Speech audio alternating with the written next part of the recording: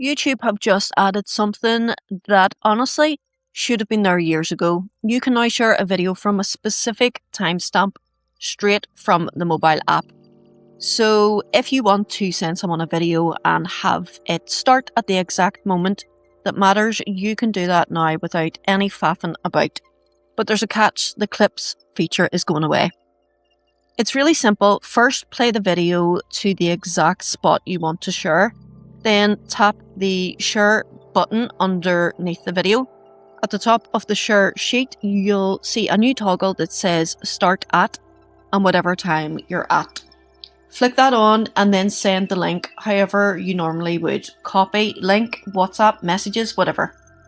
This is brilliant for loads of things. If you're sending a mate a tutorial, you can point them straight at the bit they need. Same if you're sharing a recipe step or a funny moment from a podcast or a specific song from a long playlist. No more typing. Skip to 2 minutes in every time you send a link. Here's the downside though.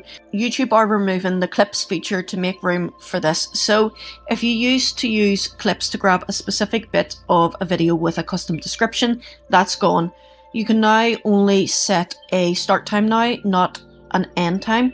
Clips was introduced in 2021 and they're pulling it in 2026. 3 things to know: any clips you've already made will still work. You can still watch them and share them.